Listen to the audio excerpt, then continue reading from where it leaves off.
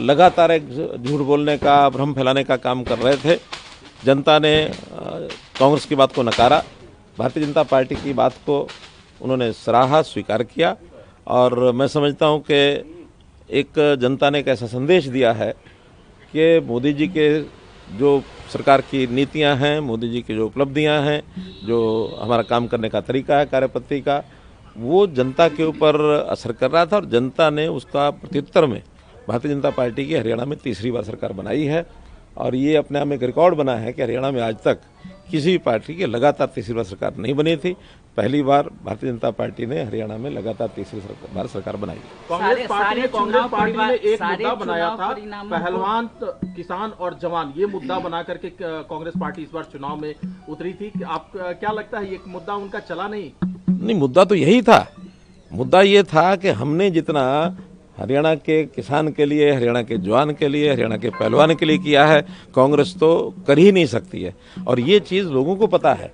वो लोग किसी भी प्रकार की कोई बात करेंगे, वो जनता को जो सही बात है वही पसंद आएगी, जो गलत बात वो पसंद नहीं आएगी।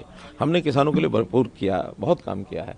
इसलिए मैं तो आज इस समय इतना ही संक्षेप में कहना चाहूँगा कि जो चीज़ जनता ने महसूस की, कांग्रेस के भ्रम में नहीं आई है। यहाँ का लोकतंत्र, हरियाणा का लोकतंत्र बहुत ही परिपक्व है, जनता बड़ी परिपक्व है।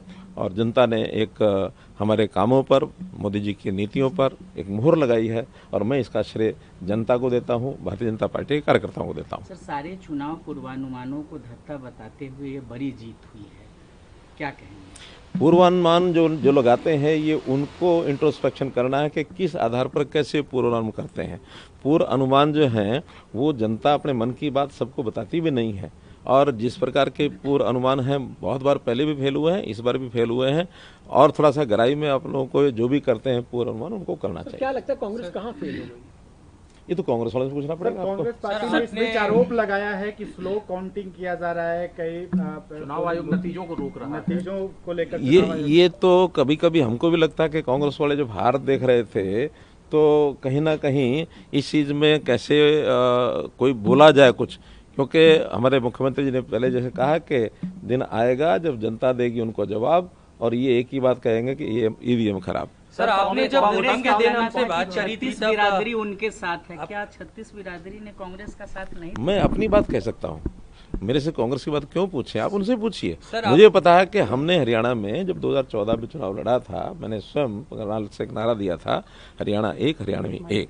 तो इसलिए हरियाणा के सब लोगों को मैं अपना परिवार मान करके चलता रहा हूँ। आज भी हमारे मुख्यमंत्री जो हैं वो उसी प्रकार से और हरियाणा की जनता के साथ एक तालमेल बैठा करके एक बड़े विनम्रता के भाव से जनता के काम हमेशा करते हैं। सर, करनाल में जब वोटिंग के दिन आपने बात करी थी तो आपने दो बातें कही थी। एक तो पूर्वानुमान आपने भी लगाया था कि 45 से ज्यादा सीटें भारतीय जनता पार्टी जीत रही, अपने दम पर सरकार बना रही कहा था। और दूसरी बात आपने कही थी नायब सैनी ही हमारे मुख्यमंत्री रहेंगे।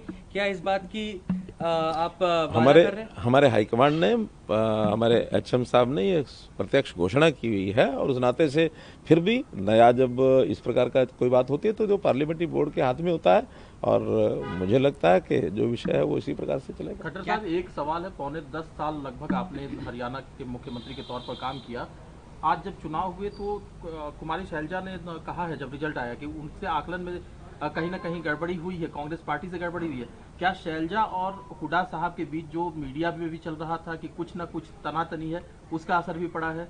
आप अपना अनुमान लगा करके उनसे पूछिए क्या बात थी क्या नहीं। मैंने जो कहना था अपने हिसाब से मैं पहले कहा था, और वही बात पर आज भी हूँ मैं कि हमारी पार्टी एकजुट होकर के और अपनी पक्की नीतियों के हिसाब से काम करती है। जनता में उसका असर जाता है। के काम, आपके कार्यकाल के दौरान जो काम हुए उस पर मोहर लगी जनता की, आपको लगता है? भारतीय जनता पार्टी का जो भी 10 साल का कार्यकाल है उस सारे के ऊपर भी मोहर लगाई है। हमारे केंद्रीय नेतृत्व, मोदी जी की जो 11 साल केंद्र में हो गए हैं, उन्होंने जो उनकी नीतियां हैं और केंद्र की जो हमारी उपलब्धियां, सब मिला करके और भारतीय जनता पार्टी की नीतियों पर, हमारे नेता के काम पर, हमारी नीयत पर, सबके ऊपर जनता ने मोहर लगाई है। धन्यवाद।